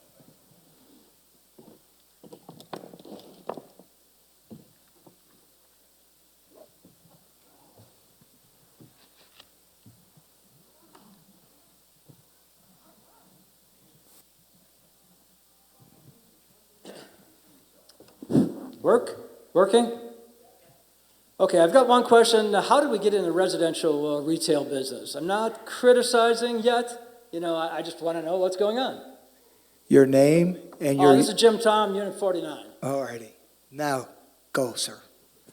How did we get into the residential retail business? By owning a home? Yeah, it was called a sheriff's sale. It's a sad story. It's a multi-year story. Husband and wife buy a property here in our community. The husband passes on. The spouse is in assisted living. Their son is in their home. Mom passes away. The son doesn't pay his bills for many years. A few years ago, the board acted through our collections and delinquency policy to move on this property. That resulted in a sheriff's sale with many complications. We had a lien on the property for the $18,000 that we were owed by the property. That's how long this had been going on. Unfortunately, in front of us, the first lien was held by HUD that had a $435,000 lien on the property. It went to foreclosure. There was a bid made on the property. After seeing the property, the bidder backed out, and the property was awarded to us, Saddlebrook HOA 2. This happened in April of 2023. Our challenge was to immediately engage HUD so we could do something about what we called a derelict property. If you were a homeowner that lived next door to it, you would have called it something much worse than that. It was in a great state of disrepair. The back wall had fallen down. The resident that lived up on the hill needed help. And the board at that time, last year, went in and we restored the integrity of the wall and began to take inventory of the property. At the same time, our engagements with HUD proved fruitless. So fast forward to where we are now, we, the board, made a site survey after listening to resident complaints. Denise Lexell and myself went up to the home. Residents were doing the best they could to maintain the property, but clearly they couldn't do anything about the disrepair of the stucco or the roof or the fascia falling down and the condition of the yard and many other sins. And so we've acted in hopes. Hopes is not a method, but we want to get rid of the property. We have to have a winning solution with HUD to do that. We're working as hard as we can to engage with HUD through Congressman Siscomani's office. We're doing that through the good graces of Douglas Wolf, who's making that connection possible for us. So how we got here was a homeowner who didn't pay their bills. And all those dominoes fell and it ended up in our lap. And what it meant for all the people that lived around that property was if the board didn't act, the impact on their home values would continue to be negative. There's the long story. Is HOA2 the current owner of the property? Who is the current owner of the property? Saddlebrook HOA2, our corporation. It was awarded to you by HUD? Negative. Sheriff's sale. Oh, sheriff's sale, okay. And what did you pay for it? Nothing. All we had was our lien. Okay. Nobody else would spend a dollar on the property. Really? There was no other people there at the, Because of the $435,000 lien, everybody walked away.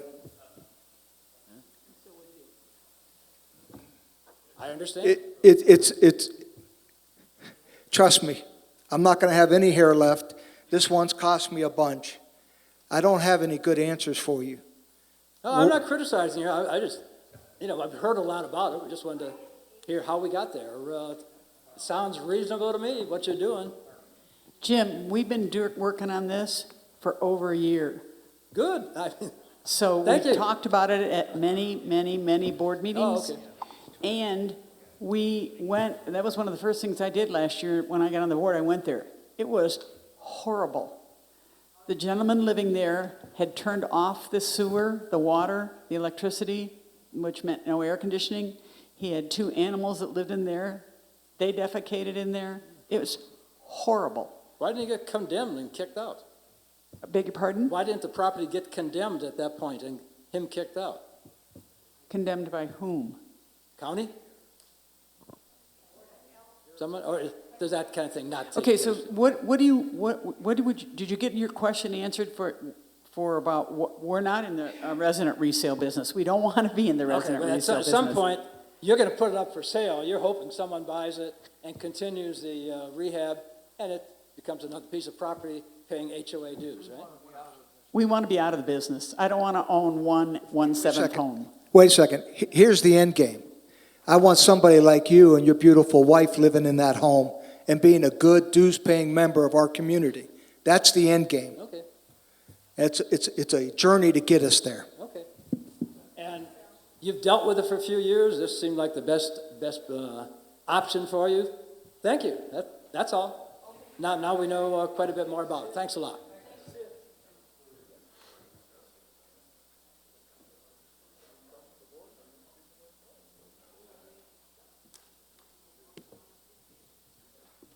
This makes me nervous as can be, so bear with me. Mary Ellen Rudy, Unit 49. This has to do with the assessment. First of all, I'm not sure if I'm going to be voting for it or against it. This is a 2-part question. How can you provide me your trust? How can I trust that this loan is going to be paid off with the assessment and that you're not going to go into another situation like this where you take out a loan, huge loan, and then you have a $3 million collateral to back it up, that you're going to make the loan payments. I need to get a feeling that I can trust the board to not get us into this situation again. And the second question is, can you consider splitting the $1,500 into 2 payments? You could, collect $2.2 million plus to go towards the payoff of the loan and get the rest of the balance of the loan using the part of the collateral or part of your operating expense budget. You've got $6 million sitting there in operating expenses that a bit of it could be used to pay the balance of the loan. And then at a later date, you could choose to or not collect the other $750 to replenish the reserve fund. But just break it down into 2 halves so that people who are not as flush don't have to put out another 1,500 on top of all the other big ticket items that come into their life. Thank Mary, you. Mary, let me answer the second question first. The ballot you received in the mail, that was required by law. Okay, the notice of the June 13th meeting, we had to send you by statute. The provisions of the vote were included in that notice. Okay? What you're asking us was to change that legal document that we sent you. What I said at the last special assessment meeting was if a resident had a problem paying their $1,500 assessment, if indeed the community passes this vote, then they were to see Walter and have a conversation about making other opportunities available to themselves. The legal process is already unfolded. It's already launched. We're not changing it. We can't change it.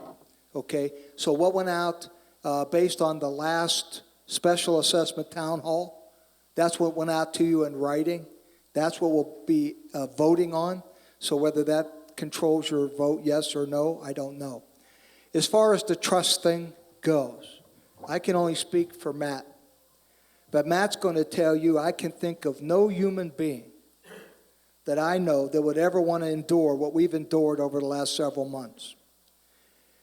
I'm going to remind the community that the boards that made the plans for the renovation of the Mountain View golf course were operating within the parameters they had available to them.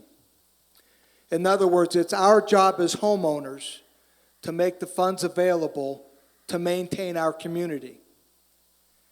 Those funds were not available, and the golf course was in desperate need of renovation. The only option available to them was to take the loan and spread the pain over time. Now, in retrospect, a lot of people have said, that's the dumbest idea I ever saw.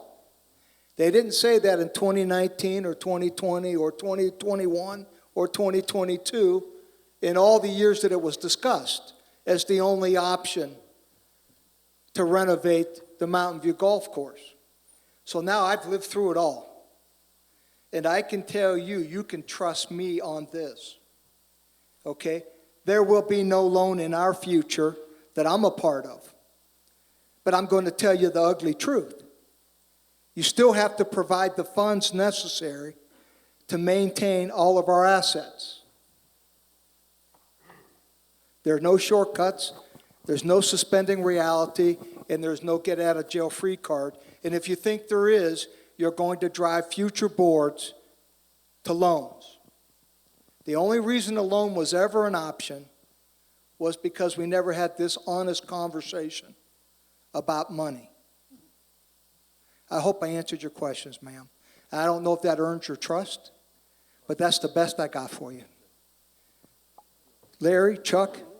Yeah, Larry and I feel the same way. We have 2.5 more years on the board, and there's no way we will ever do it alone again, period. What about future boards? Let me answer your first part. The money coming in off this, the motion was carried to use these funds to pay off the loan. It can only be used for that. There will be a little bit of excess that will be used to replenish some of the reserve funds, but the motion was to pay off this loan, so it can't go anywhere else. How about future boards? Control over what future boards may do, because we're this board. If there's 3 new board members, they're going to be in. And now, if you know who those board members are, you could ask them if they want to do a loan, but we don't know what they're going to do. Okay. Nor can we control that, nor do we want to control that. Yeah, Matt made a good point, and you have to put yourself back in the position of the past boards. Again, we work on the shoulders of past boards. Future boards work on our shoulders. So almost everybody here had nothing to do with the decision of the loan. But if you think about the situation, there were 2 choices, only 2 choices, $2,000 assessment or loan. That was it, okay? Because we can only raise dues 20% a year, according to statutes. We would have had to raise dues 50% in 1 year to raise $6 million in 1 year. Okay, so that way ain't gonna happen. It legally couldn't happen, and nobody would reasonably do that. So the board at the time had those two choices. Right or wrong, the board decided to go with the loan instead of going after a $2,000 assessment. I think you can see how the last assessment went. You can make an argument whether it was right or wrong, but the reality is those are the only two choices that were given. And I think they made the right choice, given the situation and the political situation that we certainly experienced in this last vote, okay? But hindsight is 20/20, always will be. So, but the reality is we simply didn't have the money. We were handed almost no money from the developer in 2019 when we took over the HOA, and that's the situation. The good news is at least now we have the chance to plan better for future long-term investments, which is what we're working to do now. But we didn't have that option back when there was only a couple years to fix things. So And it's just the way it is. So anyway, thank you for the comment, but. But maybe revisit the cost benefit of doing the improvement to begin with. Well, we don't have the flexibility of that because it is something we own that we are legally obligated to keep up. Okay, the board has a responsibility. It's one of the two main responsibilities a board of directors has for an HOA is to keep up all of our common element properties in good condition. We legally have to do it. You don't have the choice of deciding what you want to pay for it, what you want to keep clean and good, and what you want to let turn into garbage. We don't have that option as a legal entity. So that's the way it is. Thank you.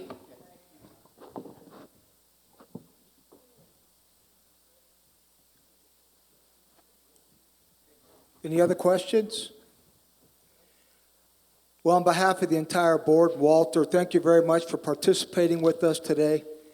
Have a great time here in Saddlebrook. Enjoy your summer.